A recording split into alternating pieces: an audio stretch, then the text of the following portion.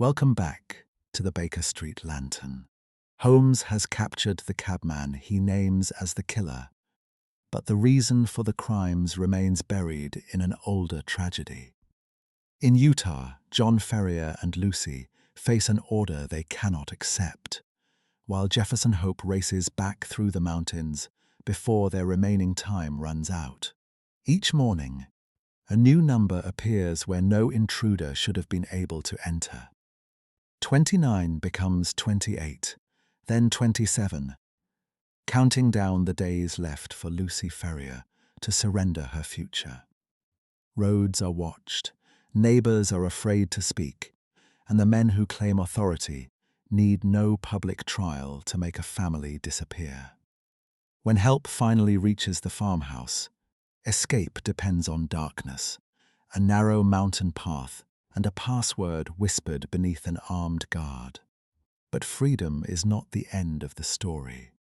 A broken promise will send one man across deserts, mining camps, cities, and oceans, until the trail returns to London, where Holmes must explain the ring, the writing, the pills, the cab, and the scarlet thread connecting them all. The morning after Brigham Young's warning, John Ferrier sent an urgent message toward Nevada and waited for Jefferson Hope to return. On the morning which followed his interview with the Mormon prophet, John Ferrier went into Salt Lake City, and having found his acquaintance, who was bound for the Nevada mountains, he entrusted him with his message to Jefferson Hope.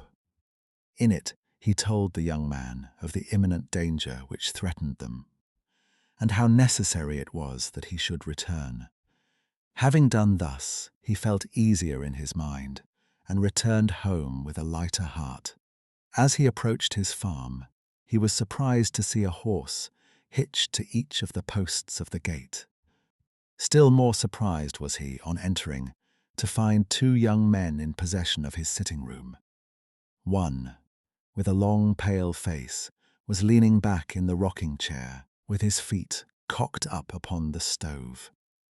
The other, a bull-necked youth with coarse, bloated features, was standing in front of the window with his hands in his pocket, whistling a popular hymn. Both of them nodded to Ferrier as he entered, and the one in the rocking chair commenced the conversation. "Maybe you don't know us," he said. "This here is the son of Elder Drebber, and I'm Joseph Stangerson, who traveled with you in the desert when the Lord stretched out his hand and gathered you into the true fold, as he will all the nations in his own good time," said the other in a nasal voice. "He grindeth slowly, but exceeding small." John Ferrier bowed coldly. He had guessed who his visitors were.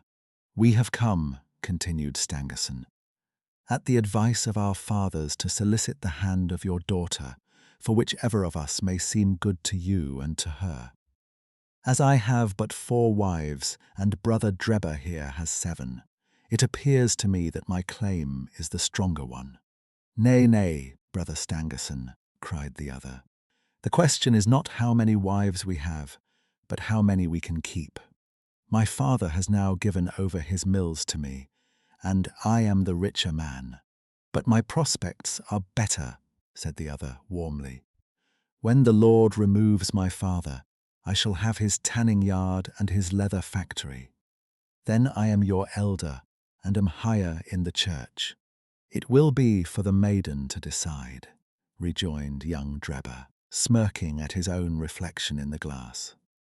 "We will leave it all to her decision."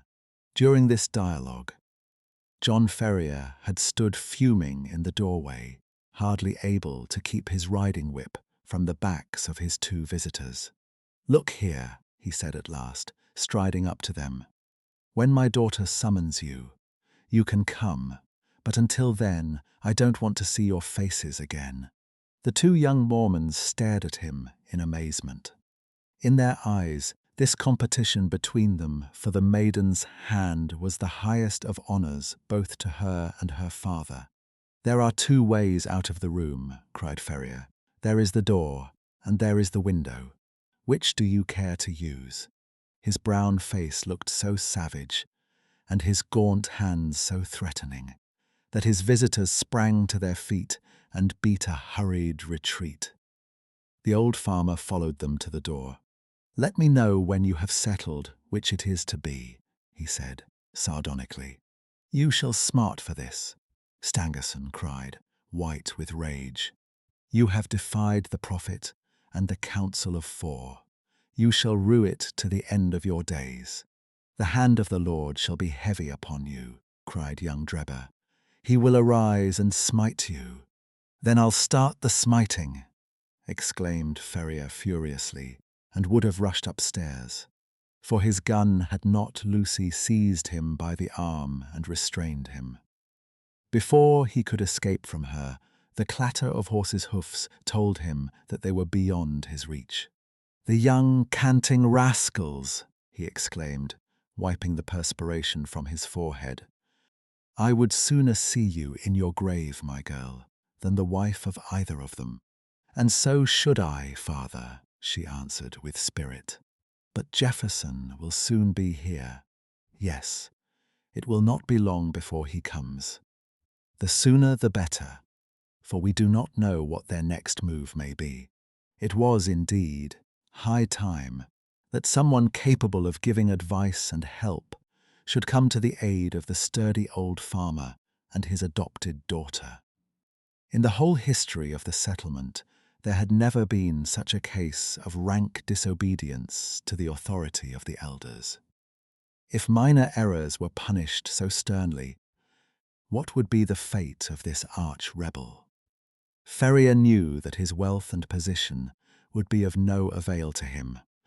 Others as well known and as rich as himself had been spirited away before now, and their goods given over to the church. He was a brave man, but he trembled at the vague, shadowy terrors which hung over him. Any known danger he could face with a firm lip, but this suspense was unnerving. He concealed his fears from his daughter, however, and affected to make light of the whole matter, though she, with the keen eye of love, saw plainly that he was ill at ease. He expected that he would receive some message or remonstrance from Young as to his conduct, and he was not mistaken, though it came in an unlooked-for manner. Upon rising next morning he found, to his surprise, a small square of paper pinned onto the coverlet of his bed just over his chest. On it was printed, in bold, straggling letters, "29 days are given you for amendment." And then, the dash was more fear-inspiring than any threat could have been. How this warning came into his room puzzled John Ferrier sorely, for his servants slept in an outhouse, and the doors and windows had all been secured. He crumpled the paper up and said nothing to his daughter, but the incident struck a chill into his heart. The 29 days were evidently the balance of the month which Young had promised. What strength or courage could avail against an enemy armed with such mysterious powers? The hand which fastened that pin might have struck him to the heart, and he could never have known who had slain him. Still more shaken was he next morning. They had sat down to their breakfast when Lucy, with a cry of surprise, pointed upwards. In the centre of the ceiling was scrawled, with a burned stick apparently, the number 28. To his daughter it was unintelligible, and he did not enlighten her. That night he sat up with his gun and kept watch and ward. He saw and he heard nothing, and yet in the morning a great 27 had been painted upon the outside of his door.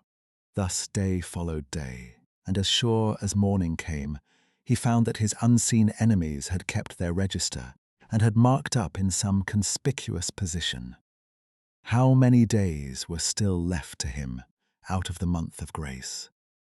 Sometimes the fatal numbers appeared upon the walls, sometimes upon the floors. Occasionally they were on small placards stuck upon the garden gate or the railings.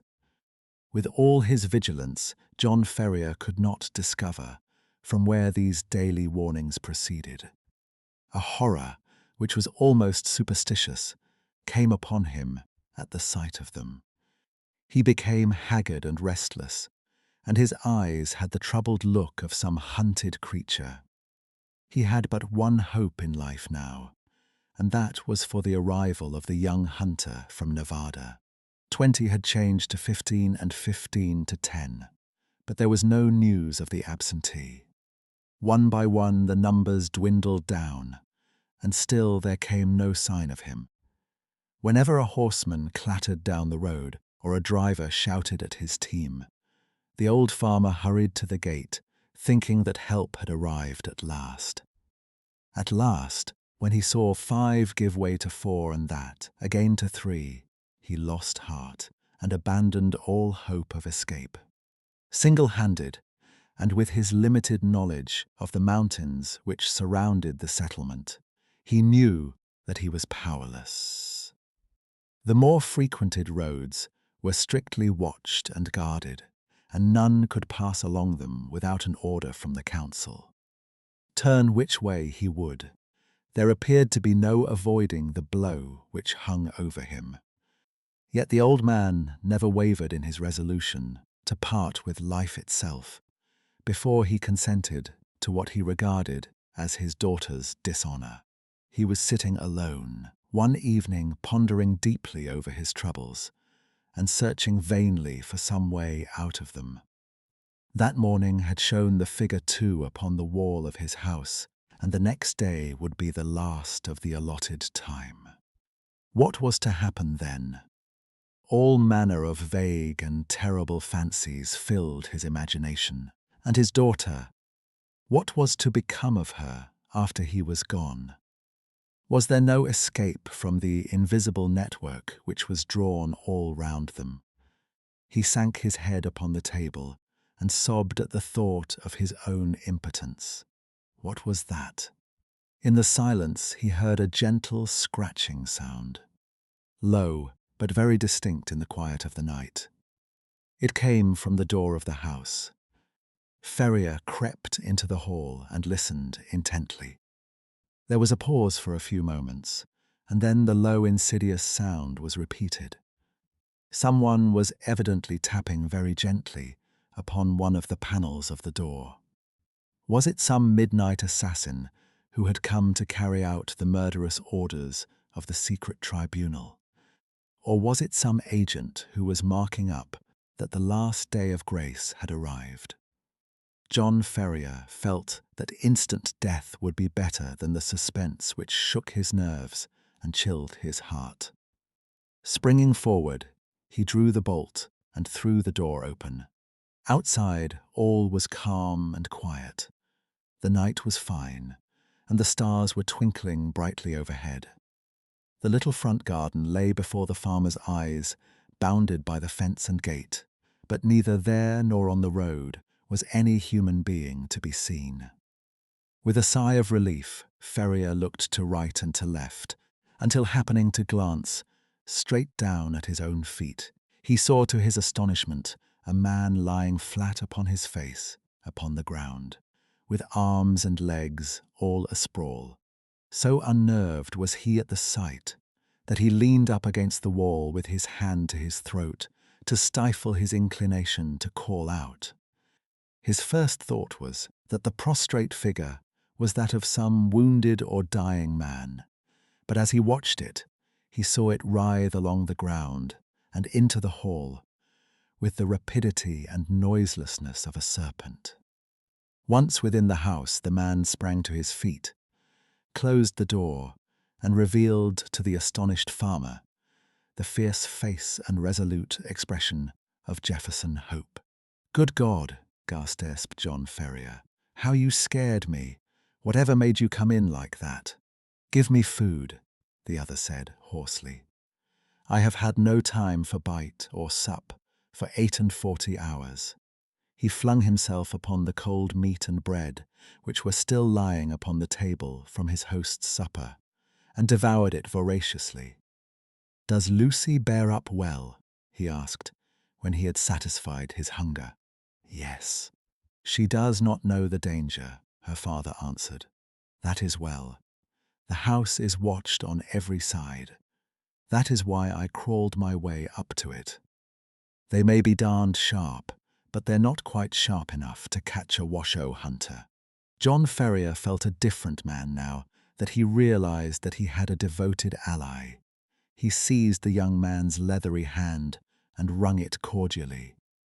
"You're a man to be proud of," he said. "There are not many who would come to share our danger and our troubles." "You've hit it there, Pard," the young hunter answered. "I have a respect for you, but if you were alone in this business, I'd think twice before I put my head into such a hornet's nest. It's Lucy that brings me here, and before harm comes on her, I guess there will be one less the Hope family in Utah. What are we to do? Tomorrow is your last day, and unless you act tonight, you are lost. I have a mule and 2 horses waiting in the Eagle Ravine. How much money have you?" $2,000 in gold and 5 in notes. "That will do. I have as much more to add to it. We must push for Carson City through the mountains. You had best wake Lucy. It is as well that the servants do not sleep in the house." While Ferrier was absent, preparing his daughter for the approaching journey, Jefferson Hope packed all the eatables that he could find into a small parcel and filled a stoneware jar with water, for he knew by experience that the mountain wells were few and far between. He had hardly completed his arrangements before the farmer returned with his daughter, all dressed and ready for a start. The greeting between the lovers was warm, but brief, for minutes were precious, and there was much to be done. "We must make our start at once," said Jefferson Hope, speaking in a low but resolute voice, like one who realizes the greatness of the peril, but has steeled his heart to meet it. "The front and back entrances are watched, but with caution we may get away through the side window and across the fields. Once on the road, we are only 2 miles from the ravine where the horses are waiting. By daybreak, we should be halfway through the mountains." "What if we are stopped?" asked Ferrier. Hope slapped the revolver butt, which protruded from the front of his tunic. "If they are too many for us, we shall take 2 or 3 of them with us," he said with a sinister smile. The lights inside the house had all been extinguished, and from the darkened window, Ferrier peered over the fields which had been his own, and which he was now about to abandon forever. He had long nerved himself to the sacrifice, however, and the thought of the honor and happiness of his daughter outweighed any regret at his ruined fortunes. All looked so peaceful and happy, the rustling trees and the broad, silent stretch of grainland, that it was difficult to realize that the spirit of murder lurked through it all. Yet the white face and set expression of the young hunter showed that in his approach to the house he had seen enough to satisfy him upon that head. Ferrier carried the bag of gold and notes. Jefferson Hope had the scanty provisions and water, while Lucy had a small bundle containing a few of her more valued possessions. Opening the window very slowly and carefully, they waited until a dark cloud had somewhat obscured the night, and then, one by one, passed through into the little garden.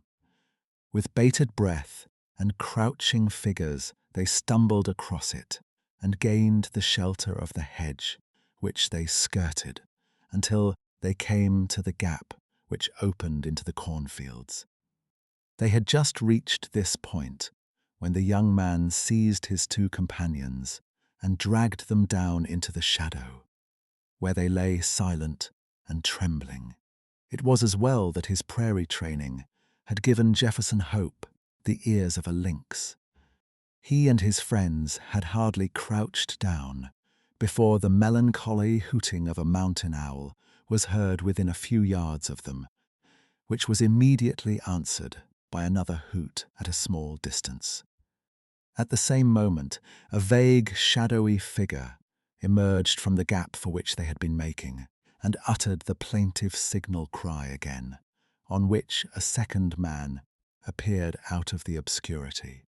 "Tomorrow at midnight," said the first, who appeared to be in authority, "when the whippoorwill calls 3 times."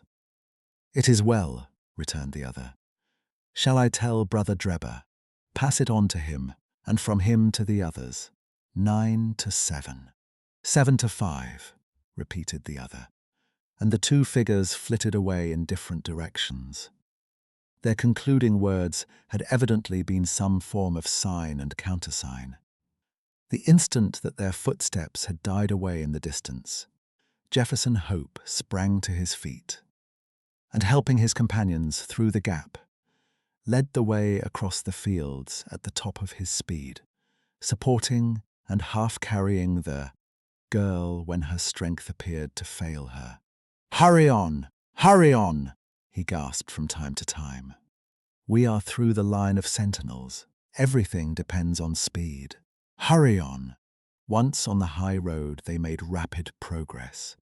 Only once did they meet anyone, and then they managed to slip into a field, and so avoid recognition. Before reaching the town, the hunter branched away into a rugged and narrow footpath which led to the mountains. 2 dark, jagged peaks loomed above them through the darkness, and the defile which led between them was the Eagle Canyon in which the horses were awaiting them. With unerring instinct, Jefferson Hope picked his way among the great boulders and along the bed of a dried-up watercourse until he came to the retired corner, screened with rocks, where the faithful animals had been picketed. The girl was placed upon the mule, and old Ferrier upon one of the horses, with his money bag, while Jefferson Hope led the other along the precipitous and dangerous path. It was a bewildering route for anyone who was not accustomed to face nature in her wildest moods. On the one side, a great crag towered up 1,000 feet or more, black, stern, and menacing, with long basaltic columns upon its rugged surface, like the ribs of some petrified monster. On the other hand, a wild chaos of boulders and debris made all advance impossible. Between the two ran the irregular track, so narrow in places that they had to travel in Indian file, and so rough that only practiced riders could have traversed it at all. Yet, in spite of all dangers and difficulties, the hearts of the fugitives were light within them, for every step increased the distance between them and the terrible despotism from which they were flying. They soon had a proof, however, that they were still within the jurisdiction of the saints. They had reached the very wildest and most desolate portion of the pass when the girl gave a startled cry and pointed upwards. On a rock which overlooked the track, showing out dark and plain against the sky, there stood a solitary sentinel. He saw them as soon as they perceived him, and his military challenge of, "Who goes there?" rang through the silent ravine. "Travelers for Nevada," said Jefferson Hope, with his hand upon the rifle which hung by his saddle. They could see the lonely watcher fingering his gun and peering down at them as if dissatisfied at their reply. "By whose permission?" he asked. "The Holy Four," answered Ferrier. His Mormon experiences had taught him that that was the highest authority to which he could refer. 9 from 7, cried the sentinel. 7 from 5, returned Jefferson Hope promptly, remembering the countersign which he had heard in the garden. "Pass, and the Lord go with you," said the voice from above. Beyond his post the path broadened out, and the horses were able to break into a trot. Looking back, they could see the solitary watcher leaning upon his gun, and knew that they had passed the outlying post of the chosen people, and that freedom lay before them. All night, their course lay through intricate defiles and over irregular and rock-strewn paths. More than once they lost their way, but Hope's intimate knowledge of the mountains enabled them to regain the track once more. When morning broke, a scene of marvelous, though savage beauty lay before them. In every direction, the great snow-capped peaks hemmed them in, peeping over each other's shoulders to the far horizon. So steep were the rocky banks on either side of them that the larch and the pine seemed to be suspended over their heads and to need only a gust of wind to come hurtling down upon them. Nor was the fear entirely an illusion, for the barren valley was thickly strewn with trees and boulders which had fallen in a similar manner. Even as they passed, a great rock came thundering down, with a hoarse rattle which woke the echoes in the silent gorges and startled the weary horses into a gallop. As the sun rose slowly above the eastern horizon, the caps of the great mountains lit up one after the other, like lamps at a festival, until they were all ruddy and glowing. The magnificent spectacle cheered the hearts of the three fugitives and gave them fresh energy. At a wild torrent, which swept out of a ravine, they called a halt and watered their horses while they partook of a hasty breakfast. Lucy and her father would fain have rested longer, but Jefferson Hope was inexorable. "They will be upon our track by this time," he said. "Everything depends upon our speed. Once safe in Carson, we may rest for the remainder of our lives." During the whole of that day, they struggled on through the defiles, and by evening they calculated that they were more than 30 miles from their enemies. At night time they chose the base of a beetling crag, where the rocks offered some protection from the chill wind, and there huddled together for warmth. They enjoyed a few hours' sleep. Before daybreak, however, they were up and on their way once more. They had seen no signs of any pursuers, and Jefferson Hope began to think that they were fairly out of the reach of the terrible organization whose enmity they had incurred. He little knew how far that iron grasp could reach, or how soon it was to close upon them and crush them. About the middle of the second day of their flight, their scanty store of provisions began to run out. This gave the hunter little uneasiness, however, for there was game to be had among the mountains, and he had frequently before had to depend upon his rifle for the needs of life. Choosing a sheltered nook, he piled together a few dried branches and made a blazing fire at which his companions might warm themselves, for they were now nearly 5,000 feet above the sea level, and the air was bitter and keen. Having tethered the horses and bade Lucy adieu, he threw his gun over his shoulder and set out in search of whatever chance might throw in his way. Looking back, he saw the old man and the young girl crouching over the blazing fire, while the three animals stood motionless in the background. Then the intervening rocks hid them from his view. He walked for a couple of miles, through one ravine after another, without success, though from the marks upon the bark of the trees and other indications, he judged that there were numerous bears in the vicinity. At last, after 2 or 3 hours' fruitless search, he was thinking of turning back in despair, when casting his eyes upwards, he saw a sight which sent a thrill of pleasure through his heart. On the edge of a jutting pinnacle, 300 or 400 feet above him, there stood a creature somewhat resembling a sheep in appearance, but armed with a pair of gigantic horns. The bighorn, for so it is called, was acting, probably, as a guardian over a flock which were invisible to the hunter. but fortunately it was heading in the opposite direction and had not perceived him.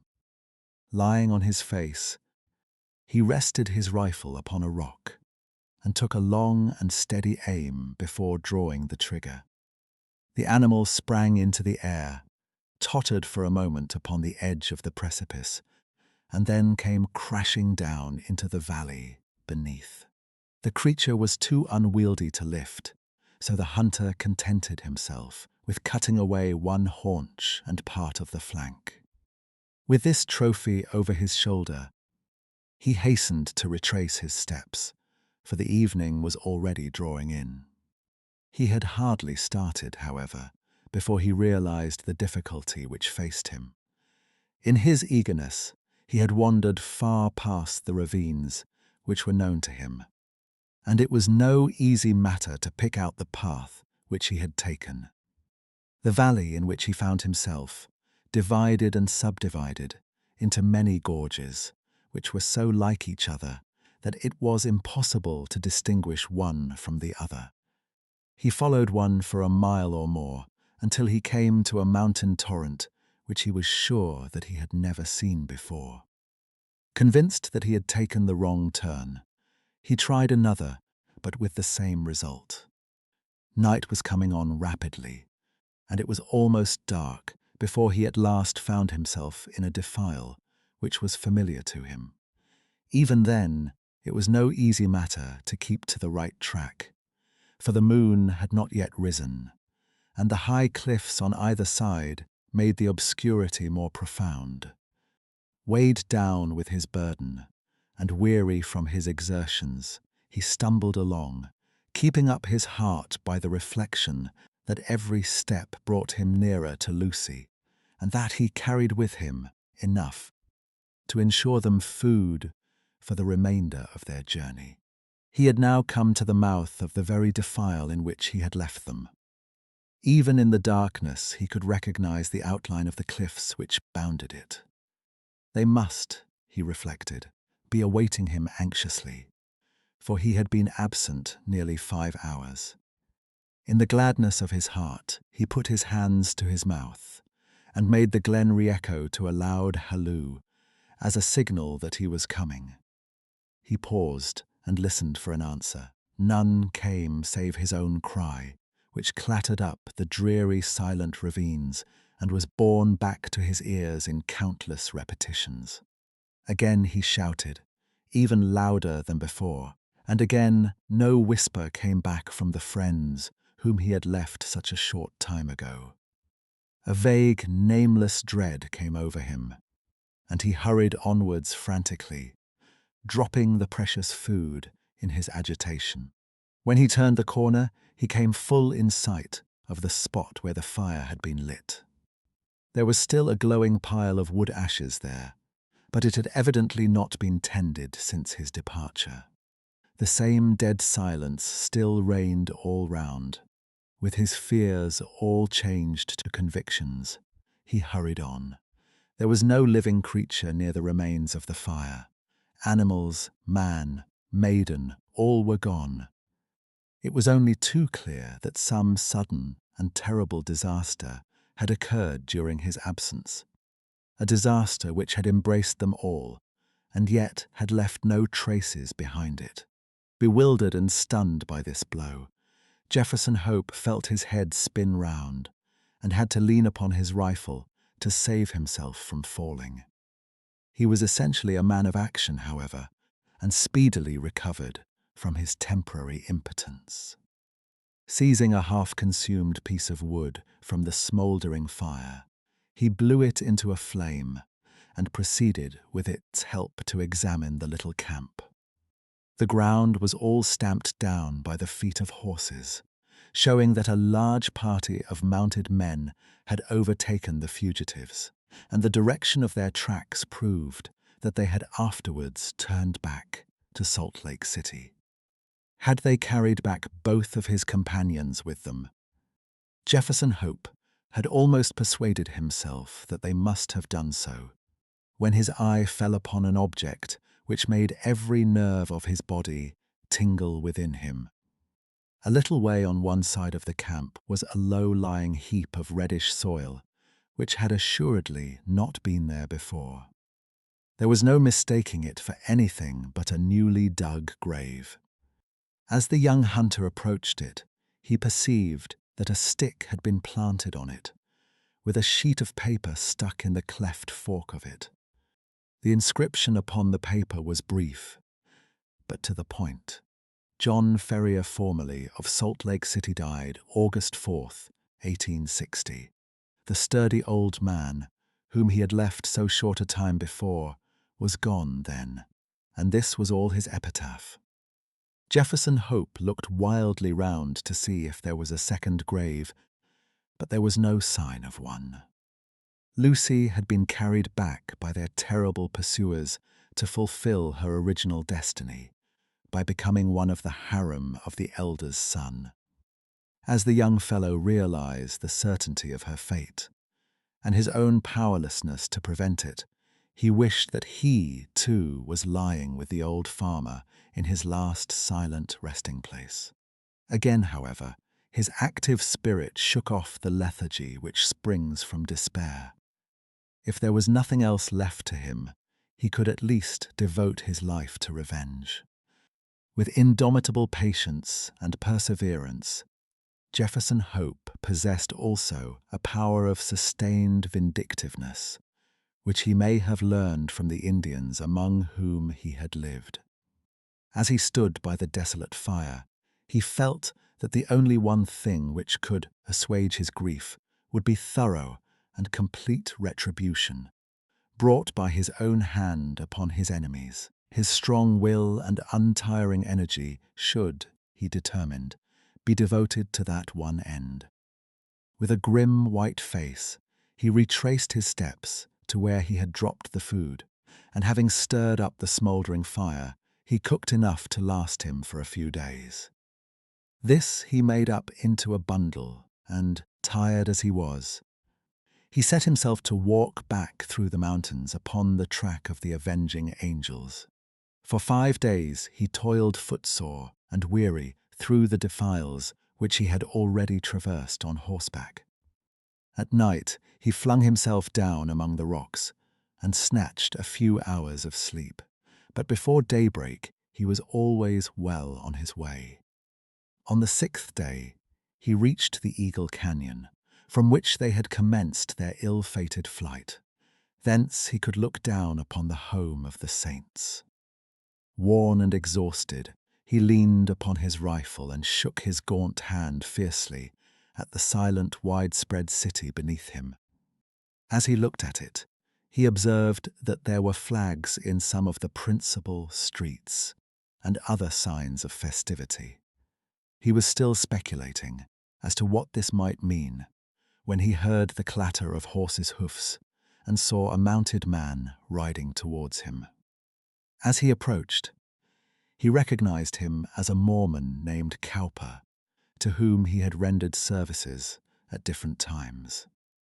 He therefore accosted him when he got up to him, with the object of finding out what Lucy Ferrier's fate had been.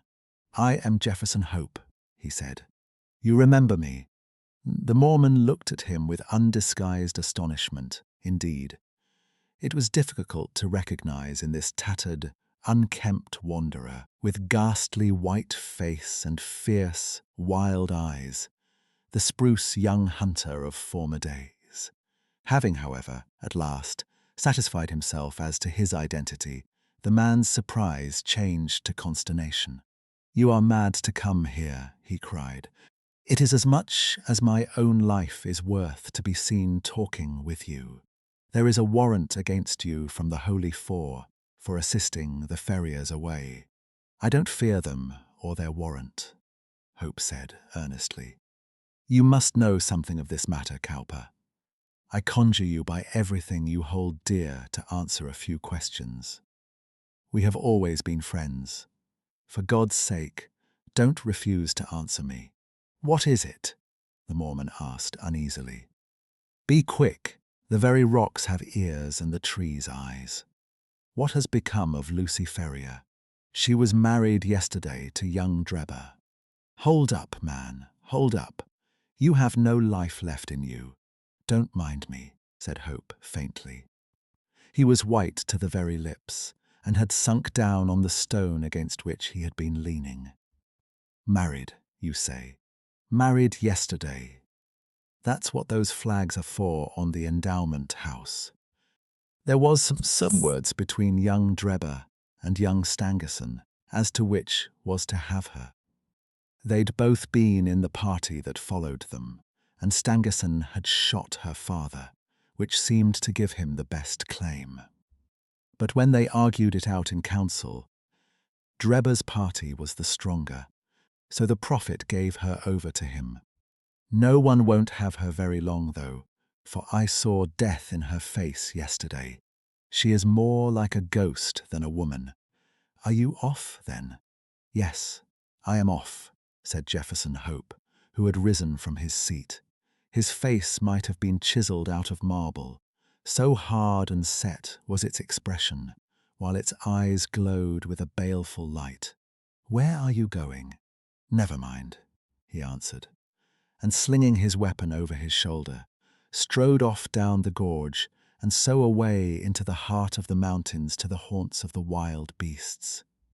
Amongst them all there was none so fierce and so dangerous as himself. The prediction of the Mormon was only too well fulfilled. Whether it was the terrible death of her father, or the effects of the hateful marriage into which she had been forced, poor Lucy never held up her head again, but pined away and died within a month. Her sottish husband, who had married her principally for the sake of John Ferrier's property, did not affect any great grief at his bereavement. But his other wives mourned over her, and sat up with her the night before the burial, as is the Mormon custom. They were grouped round the bier in the early hours of the morning, when, to their inexpressible fear and astonishment, the door was flung open, and a savage-looking, weather-beaten man in tattered garments strode into the room. Without a glance or a word to the cowering women, he walked up to the white silent figure which had once contained the pure soul of Lucy Ferrier. Stooping over her, he pressed his lips reverently to her cold forehead, and then, snatching up her hand, he took the wedding ring from her finger. "She shall not be buried in that," he cried with a fierce snarl, and before an alarm could be raised, sprang down the stairs and was gone. So strange and so brief was the episode that the watchers might have found it hard to believe it themselves, or persuade other people of it, had it not been for the undeniable fact that the circlet of gold which marked her as having been a bride had disappeared. For some months Jefferson Hope lingered among the mountains, leading a strange wild life, and nursing in his heart the fierce desire for vengeance which possessed him. Tales were told in the city of the weird figure, which was seen prowling about the suburbs, and which haunted the lonely mountain gorges. Once a bullet whistled through Stangerson's window and flattened itself upon the wall within a foot of him. On another occasion, as Drebber passed under a cliff, a great boulder crashed down on him, and he only escaped a terrible death by throwing himself upon his face. The two young Mormons were not long in discovering the reason of these attempts upon their lives, and led repeated expeditions into the mountains in the hope of capturing or killing their enemy, but always without success. Then they adopted the precaution of never going out alone or after nightfall, and of having their houses guarded.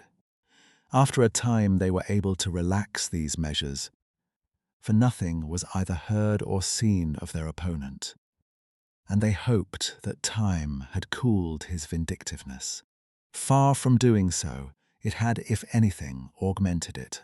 The hunter's mind was of a hard, unyielding nature, and the predominant idea of revenge had taken such complete possession of it that there was no room for any other emotion. He was, however, above all things practical. He soon realized that even his iron constitution could not stand the incessant strain which he was putting upon it. Exposure and want of wholesome food were wearing him out. If he died like a dog among the mountains, what was to become of his revenge then? And yet such a death was sure to overtake him if he persisted. He felt that that was to play his enemy's game, so he reluctantly returned to the old Nevada mines, there, to recruit his health and to amass money enough to allow him to pursue his object without privation. His intention had been to be absent a year at the most, but a combination of unforeseen circumstances prevented his leaving the mines for nearly 5. At the end of that time, however, his memory of his wrongs and his craving for revenge were quite as keen as on that memorable night when he had stood by John Ferrier's grave. Disguised and under an assumed name, he returned to Salt Lake City, careless what became of his own life, as long as he obtained what he knew to be justice. There he found evil tidings awaiting him. There had been a schism among the chosen people. A few months before, some of the younger members of the church having rebelled against the authority of the elders, and the result had been the secession of a certain number of the malcontents who had left Utah and become Gentiles. Among these had been Drebber and Stangerson, and no one knew whither they had gone. Rumor reported that Drebber had managed to convert a large part of his property into money, and that he had departed a wealthy man, while his companion, Stangerson, was comparatively poor. There was no clue at all, however, as to their whereabouts. Many a man, however vindictive, would have abandoned all thought of revenge in the face of such a difficulty. But Jefferson Hope never faltered for a moment. With the small competence he possessed, eked out by such employment as he could pick up, he traveled from town to town through the United States in quest of his enemies. Year passed into year, his black hair turned grizzled. But still, he wandered on, a human bloodhound, with his mind wholly set upon the one object upon which he had devoted his life. At last his perseverance was rewarded. It was but a glance of a face in a window, but that one glance told him that Cleveland in Ohio possessed the men whom he was in pursuit of. He returned to his miserable lodgings with his plan of vengeance all arranged.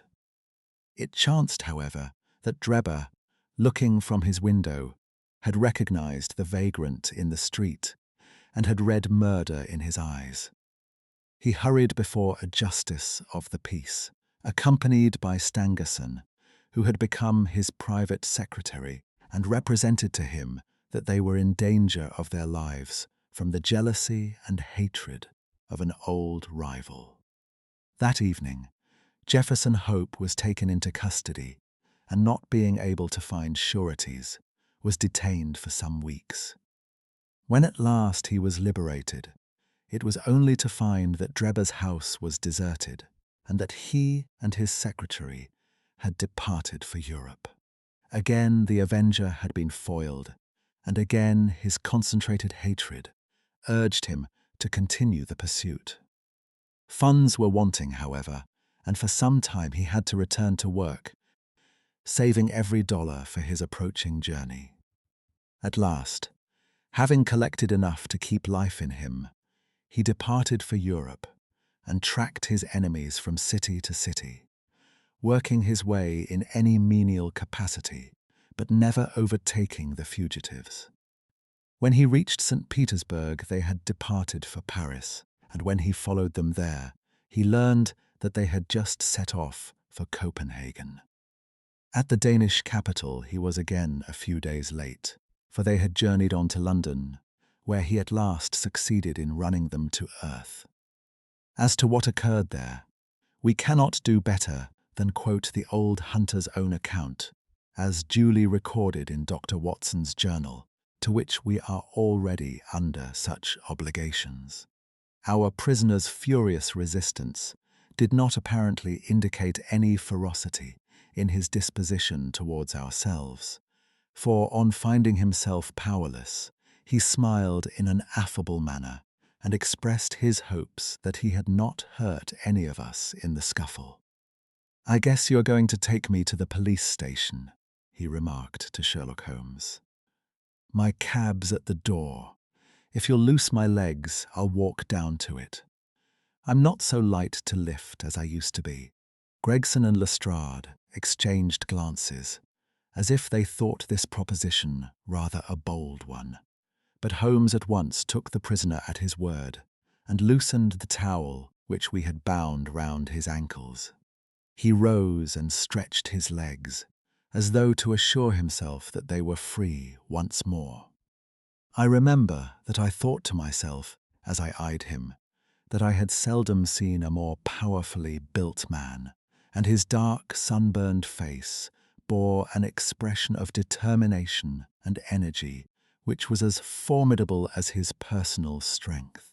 "If there's a vacant place for a chief of the police, I reckon you are the man for it," he said, gazing with undisguised admiration at my fellow lodger.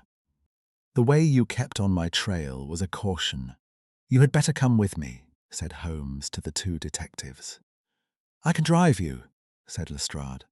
"Good, and Gregson can come inside with me. You too, Doctor. You have taken an interest in the case and may as well stick to us." I assented gladly, and we all descended together. Our prisoner made no attempt at escape, but stepped calmly into the cab which had been his, and we followed him. Lestrade mounted the box, whipped up the horse, and brought us in a very short time to our destination.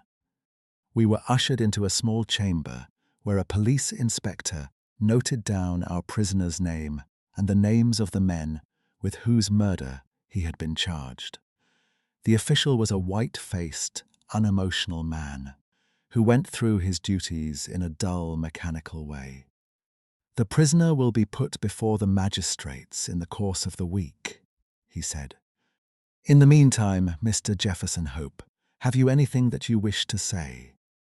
I must warn you that your words will be taken down and may be used against you." "I've got a good deal to say," our prisoner said slowly. "I want to tell you gentlemen all about it." "Hadn't you better reserve that for your trial?" asked the inspector. "I may never be tried," he answered. "You needn't look startled. It isn't suicide I am thinking of. Are you a doctor?" He turned his fierce dark eyes upon me as he asked this last question. "Yes, I am," I answered.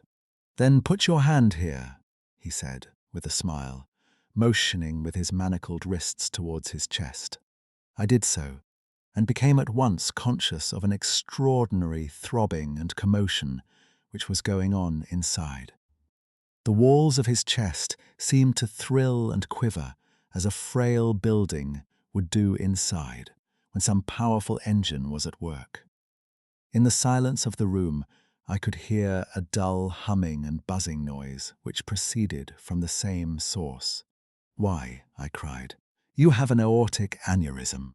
"That's what they call it," he said, placidly.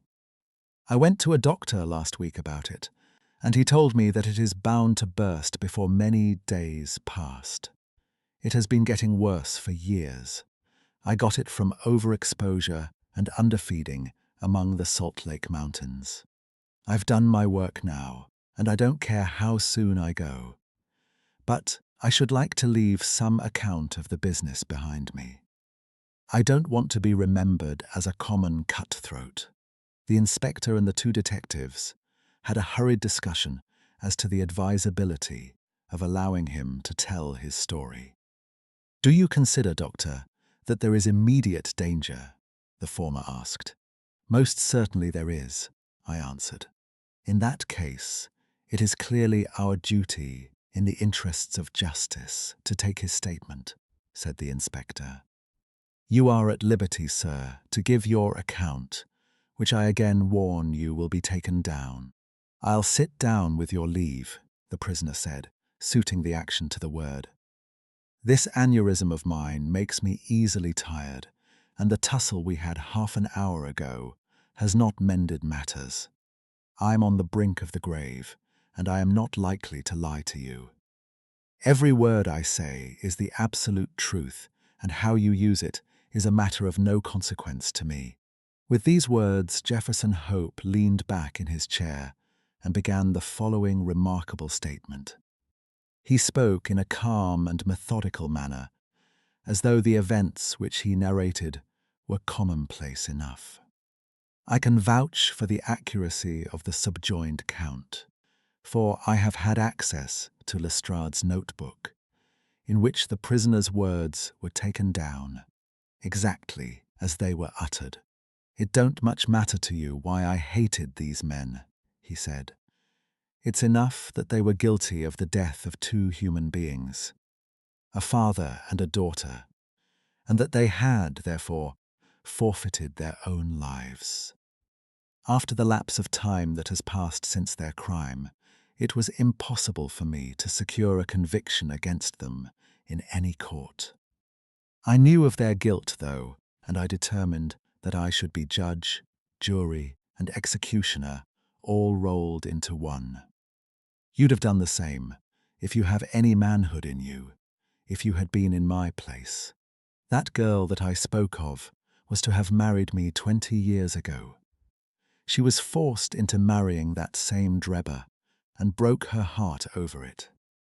I took the marriage ring from her dead finger, and I vowed that his dying eyes should rest upon that very ring, and that his last thoughts should be of the crime for which he was punished. I have carried it about with me, and have followed him and his accomplice over 2 continents until I caught them. They thought to tire me out, but they could not do it. If I die tomorrow, as is likely enough, I die knowing that my work in this world is done, and well done. They have perished, and by my hand. There is nothing left for me to hope for or to desire. They were rich, and I was poor, so that it was no easy matter for me to follow them.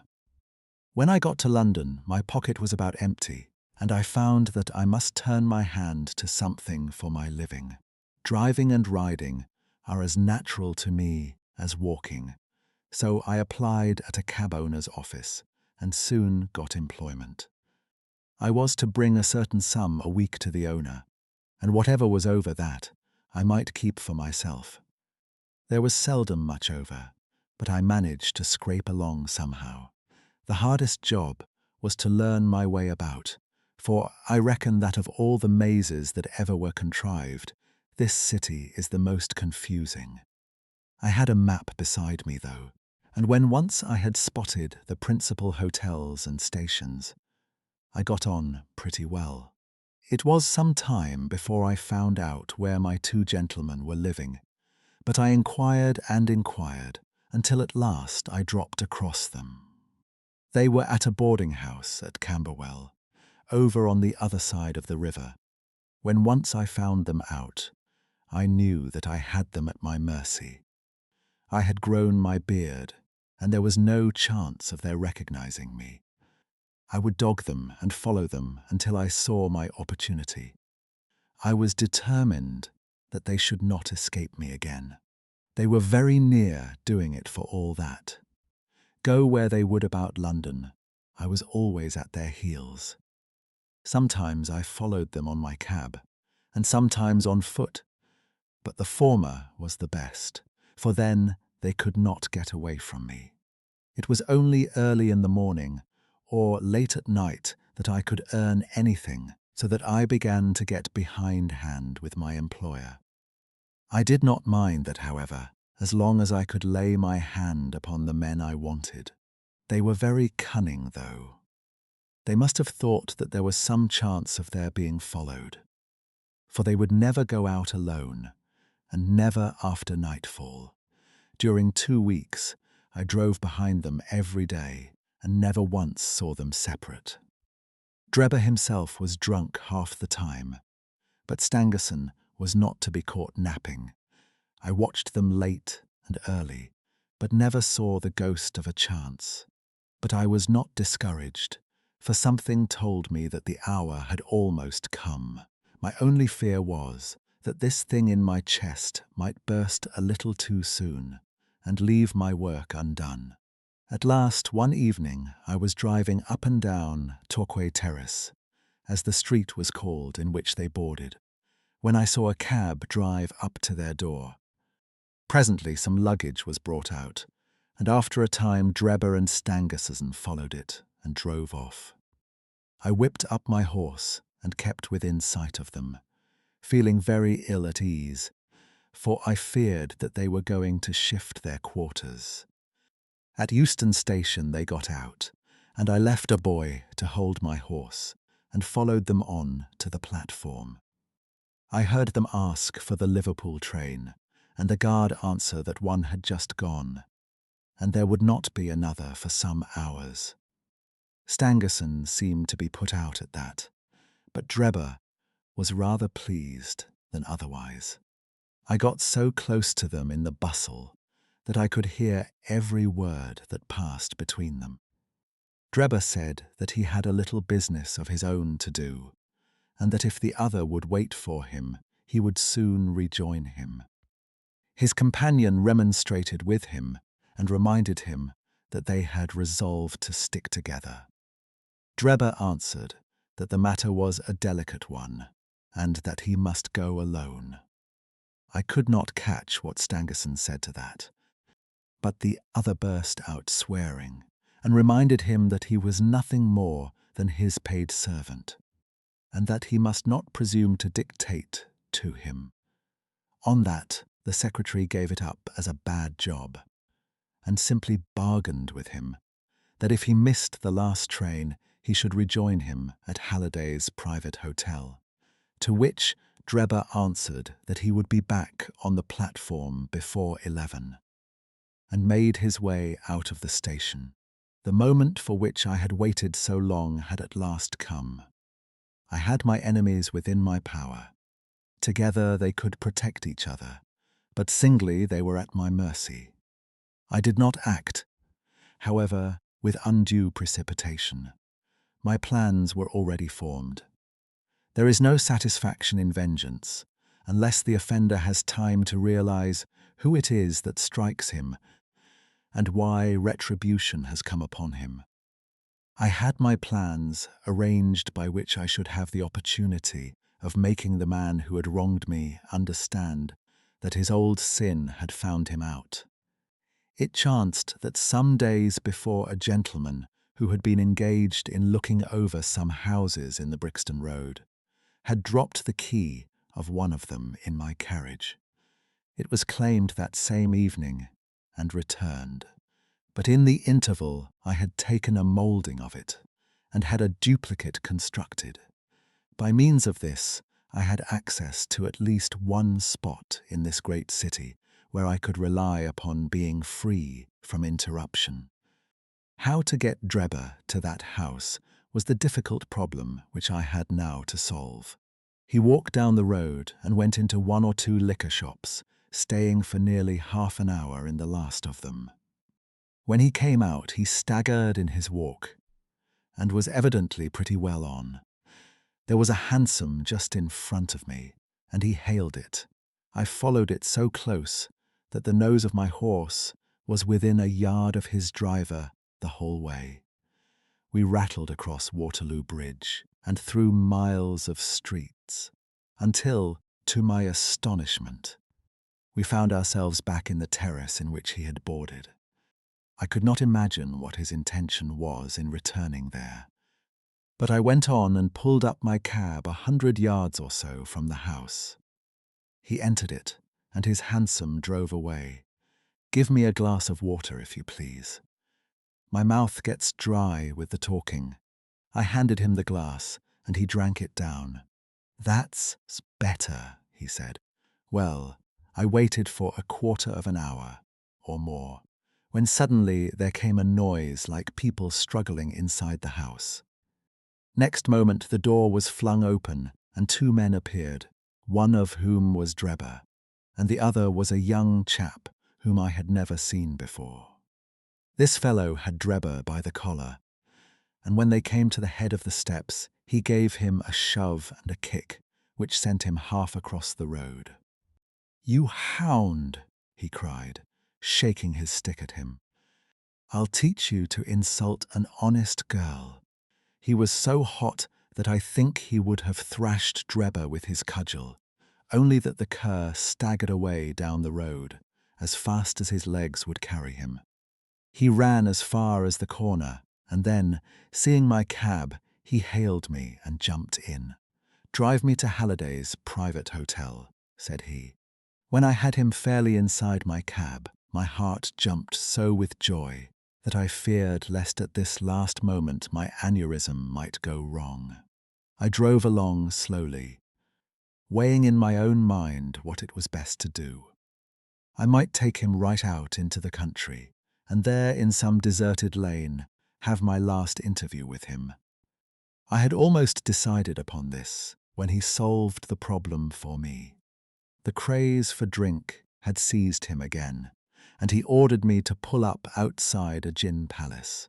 He went in, leaving word that I should wait for him.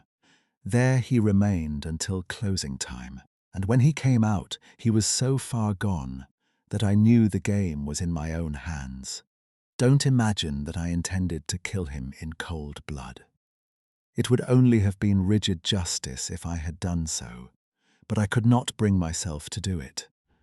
I had long determined that he should have a show for his life, if he chose to take advantage of it. Among the many billets which I have filled in America during my wandering life, I was once janitor and sweeper out of the laboratory at York College.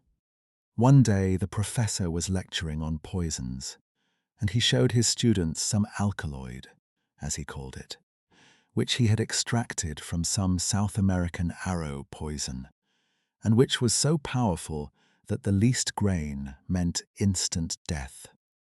I spotted the bottle in which this preparation was kept, and when they were all gone, I helped myself to a little of it.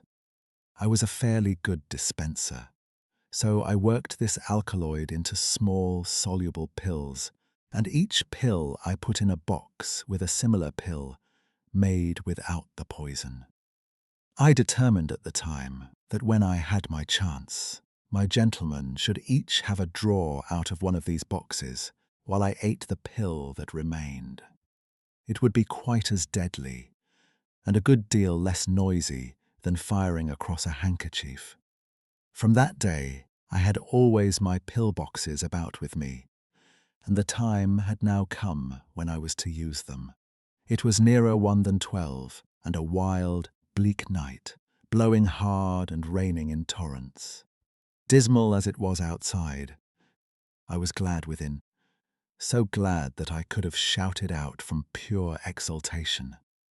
If any of you gentlemen have ever pined for a thing and longed for it during 20 long years, and then suddenly found it within your reach, you would understand my feelings. I lit a cigar and puffed at it to steady my nerves, but my hands were trembling and my temples throbbing with excitement. As I drove, I could see old John Ferrier and sweet Lucy looking at me out of the darkness and smiling at me, just as plain as I see you all in this room. All the way they were ahead of me, one on each side of the horse, until I pulled up at the house in the Brixton road. There was not a soul to be seen, nor a sound to be heard, except the dripping of the rain. When I looked in at the window, I found Drebber all huddled together in a drunken sleep. I shook him by the arm. "It's time to get out," I said. "All right, cabby," said he. I suppose he thought we had come to the hotel that he had mentioned, for he got out without another word and followed me down the garden. I had to walk beside him to keep him steady, for he was still a little top-heavy. When we came to the door, I opened it and led him into the front room. "I give you my word that, all the way, the father and the daughter were walking in front of us. "It's infernally dark," said he, stamping about. "We'll soon have a light," I said, striking a match and putting it to a wax candle which I had brought with me. "Now, Enoch Drebber," I continued, turning to him and holding the light to my own face, "who am I?"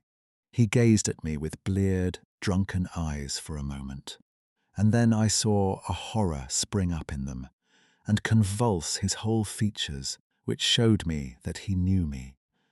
He staggered back with a livid face, and I saw the perspiration break out upon his brow, while his teeth chattered in his head. At the sight, I leaned my back against the door and laughed loud and long. I had always known that vengeance would be sweet, but I had never hoped for the contentment of soul which now possessed me.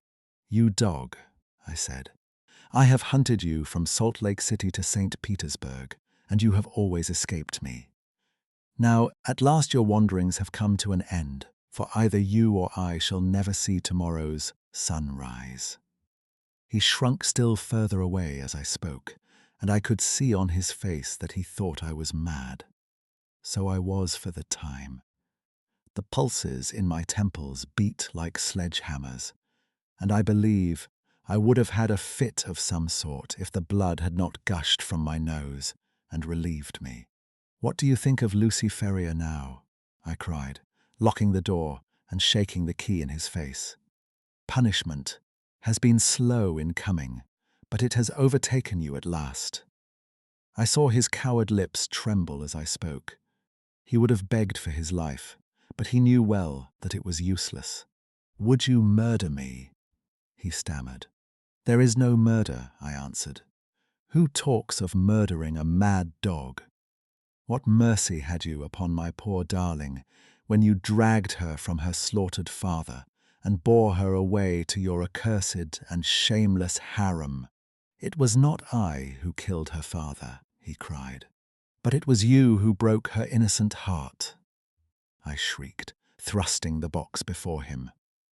"Let the high God judge between us. Choose and eat.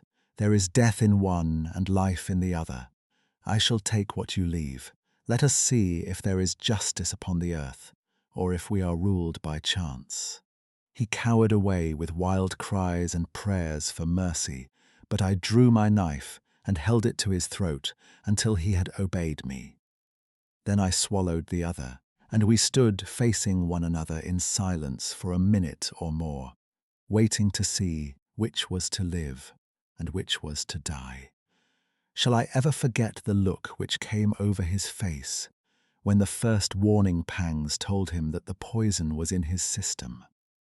I laughed as I saw it and held Lucy's marriage ring in front of his eyes.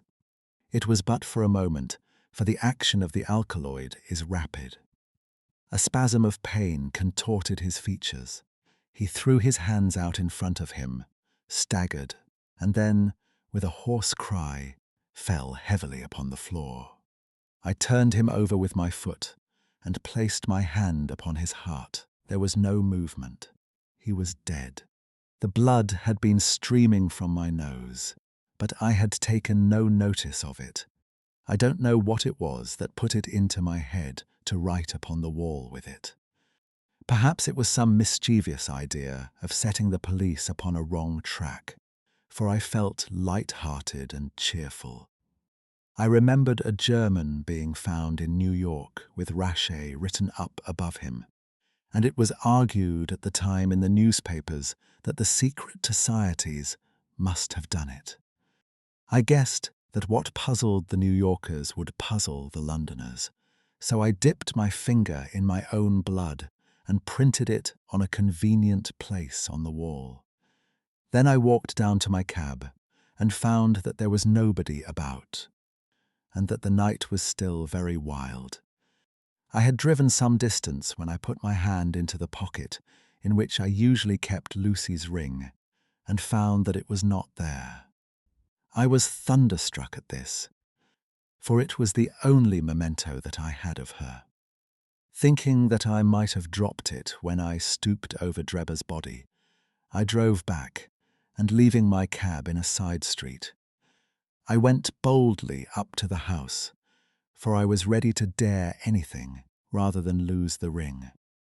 When I arrived there, I walked right into the arms of a police officer who was coming out, and only managed to disarm his suspicions by pretending to be hopelessly drunk. That was how Enoch Drebber came to his end.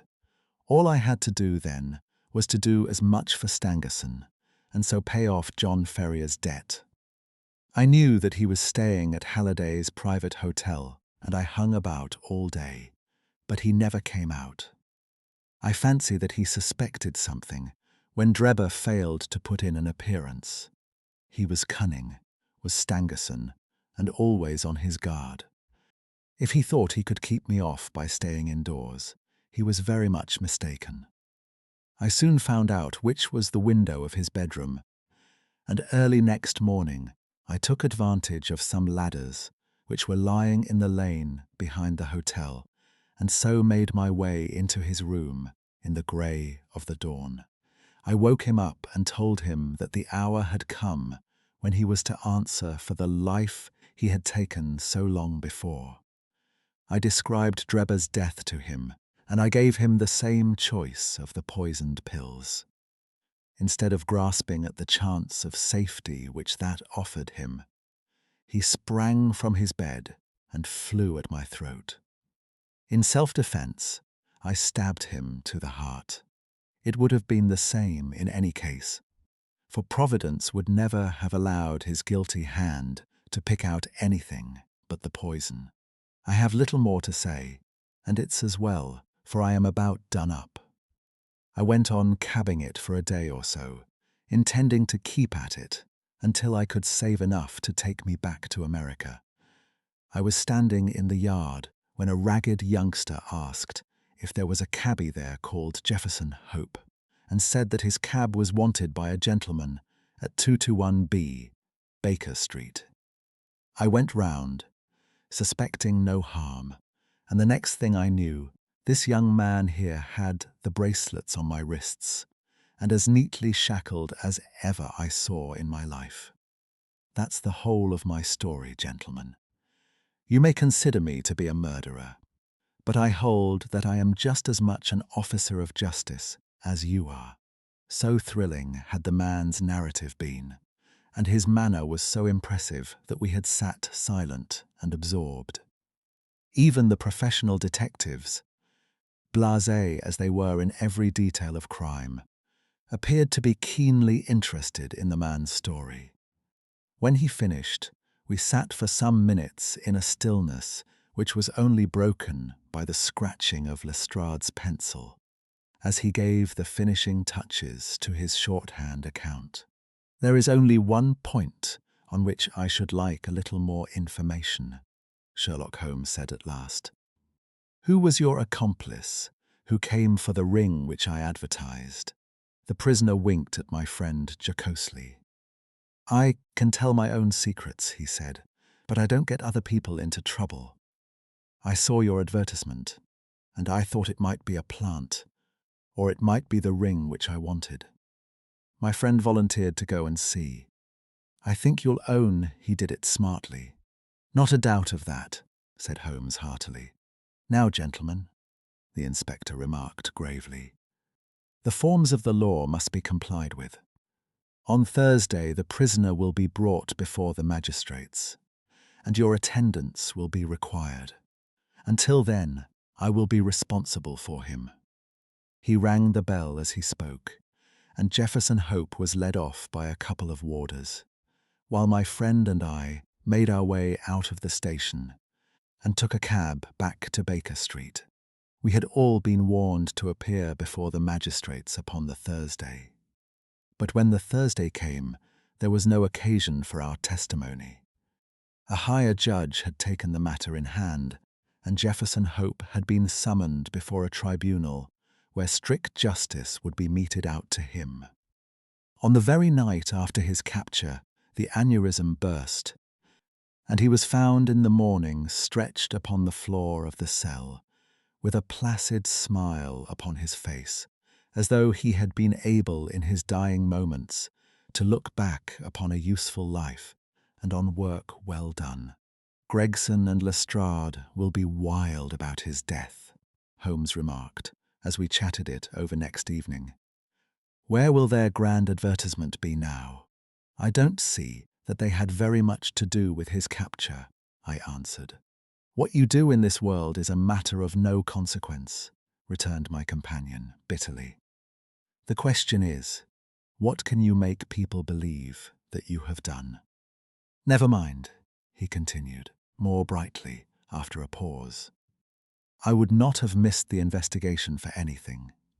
There has been no better case within my recollection. Simple as it was, there were several most instructive points about it." "Simple," I ejaculated. "Well, really, it can hardly be described as otherwise," said Sherlock Holmes, smiling at my surprise. "The proof of its intrinsic simplicity is that without any help save a few very ordinary deductions, I was able to lay my hand upon the criminal within 3 days." "That is true," said I. "I have already explained to you that what is out of the common is usually a guide rather than a hindrance. In solving a problem of this sort, the grand thing is to be able to reason backwards. That is a very useful accomplishment, and a very easy one, but people do not practice it much. In the everyday affairs of life, it is more useful to reason forwards, and so the other comes to be neglected. There are 50 who can reason synthetically, for one who can reason analytically." "I confess," said I, "that I do not quite follow you. I hardly expected that you would. Let me see if I can make it clearer. Most people, if you describe a train of events to them, will tell you what the result would be. They can put those events together in their minds and argue from them that something will come to pass. There are few people, however, who, if you told them a result, would be able to evolve from their own inner consciousness what the steps were which led up to that result. This power is what I mean when I talk of reasoning backwards, or analytically." "I understand," said I. "Now, this was a case in which you were given the result and had to find everything else for yourself. Now let me effort to show you the different steps in my reasoning. To begin at the beginning, I approached the house, as you know, on foot, and with my mind entirely free from all impressions. I naturally began by examining the roadway, and there, as I have already explained to you, I saw clearly the marks of a cab which, I ascertained by inquiry, must have been there during the night. I satisfied myself that it was a cab and not a private carriage by the narrow gauge of the wheels. The ordinary London growler is considerably less wide than a gentleman's brougham.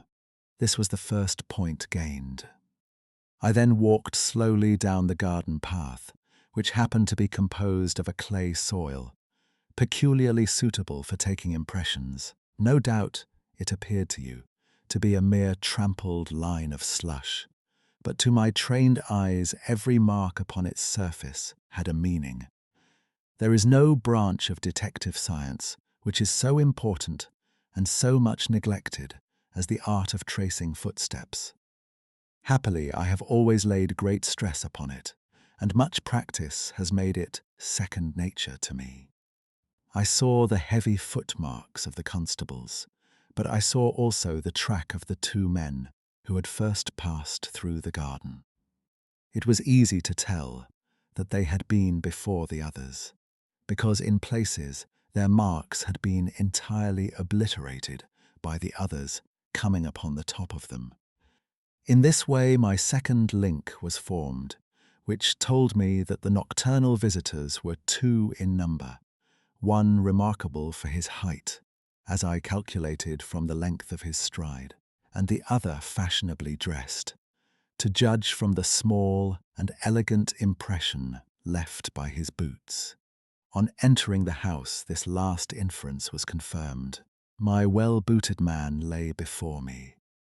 The tall one, then, had done the murder, if murder there was. There was no wound upon the dead man's person, but the agitated expression upon his face assured me that he had foreseen his fate before it came upon him.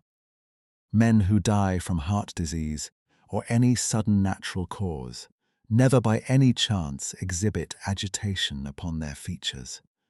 Having sniffed the dead man's lips, I detected a slightly sour smell, and I came to the conclusion that he had had poison forced upon him. Again, I argued that it had been forced upon him from the hatred and fear expressed upon his face. By the method of exclusion, I had arrived at this result, for no other hypothesis would meet the facts. Do not imagine that it was a very unheard-of idea. The forcible administration of poison is by no means a new thing in criminal annals. The cases of Dolsky in Odessa and of Leturrier in Montpellier will occur at once to any toxicologist. And now came the great question as to the reason why. Robbery had not been the object of the murder, for nothing was taken. Was it politics, then, or was it a woman? That was the question which confronted me. I was inclined from the first to the latter supposition. Political assassins are only too glad to do their work and to fly. This murder had, on the contrary, been done most deliberately, and the perpetrator had left his tracks all over the room, showing that he had been there all the time. It must have been a private wrong, and not a political one, which called for such a methodical revenge. When the inscription was discovered upon the wall, I was more inclined than ever to my opinion. The thing was too evidently a blind. When the ring was found, however, it settled the question. Clearly the murderer had used it to remind his victim of some dead or absent woman. It was at this point that I asked Gregson whether he had inquired in his telegram to Cleveland as to any particular point in Mr. Drebber's former career. He answered, "You remember?" In the negative. I then proceeded to make a careful examination of the room, which confirmed me in my opinion as to the murderer's height, and furnished me with the additional details as to the Trichinopoly cigar and the length of his nails. I had already come to the conclusion, since there were no signs of a struggle, that the blood which covered the floor had burst from the murderer's nose in his excitement. I could perceive that the track of blood coincided with the track of his feet. It is seldom that any man, unless he is very full-blooded, breaks out in this way through emotion, so I hazarded the opinion that the criminal was probably a robust and ruddy-faced man. Events proved that I had judged correctly. Having left the house, I proceeded to do what Gregson had neglected. I telegraphed to the head of the police at Cleveland, limiting my inquiry to the circumstances connected with the marriage of Enoch Drebber. The answer was conclusive. It told me that Drebber had already applied for the protection of the law against an old rival in love, named Jefferson Hope, and that this same Hope was at present in Europe. I knew now that I held the clue to the mystery in my hand, and all that remained was to secure the murderer. I had already determined in my own mind that the man who had walked into the house with Drebber was none other than the man who had driven the cab. The marks in the road showed me that the horse had wandered on in a way which would have been impossible had there been anyone in charge of it. Where, then, could the driver be, unless he were inside the house? Again, it is absurd to suppose that any sane man would carry out a deliberate crime under the very eyes, as it were, of a third person, who was sure to betray him. Lastly, supposing one man wished to dog another through London, what better means could he adopt than to turn cab driver?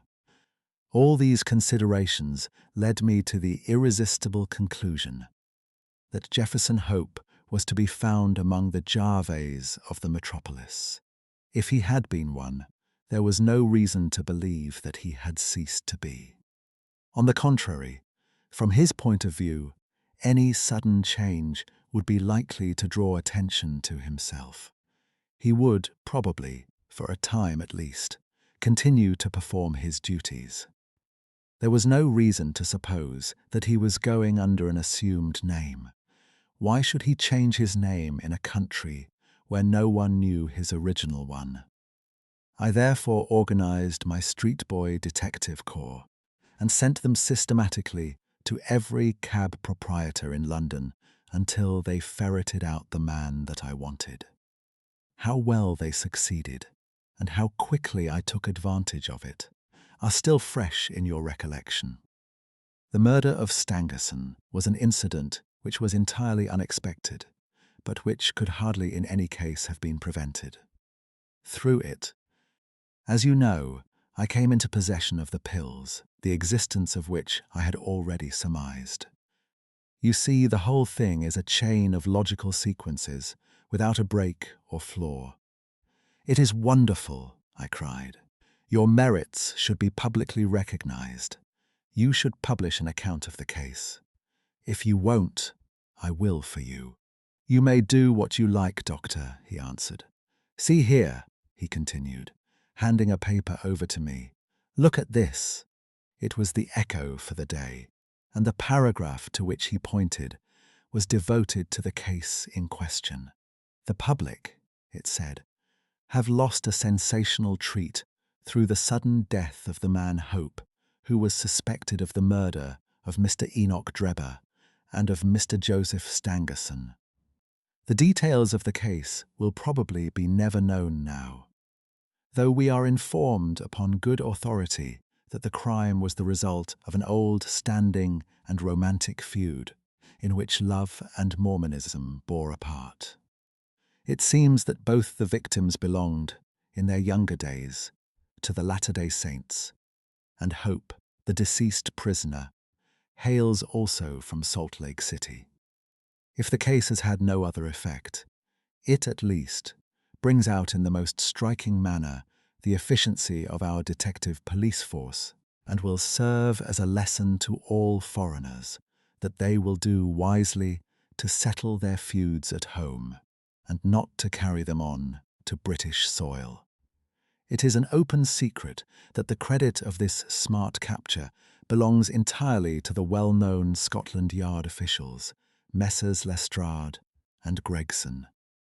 The man was apprehended, it appears, in the rooms of a certain Mr. Sherlock Holmes, who has himself, as an amateur, shown some talent in the detective line, and who, with such instructors, may hope in time to attain to some degree of their skill. It is expected that a testimonial of some sort will be presented to the two officers as a fitting recognition of their services. "Didn't I tell you so when we started?" cried Sherlock Holmes with a laugh. "That's the result of all our study in Scarlet, to get them a testimonial." "Never mind," I answered. "I have all the facts in my journal, and the public shall know them.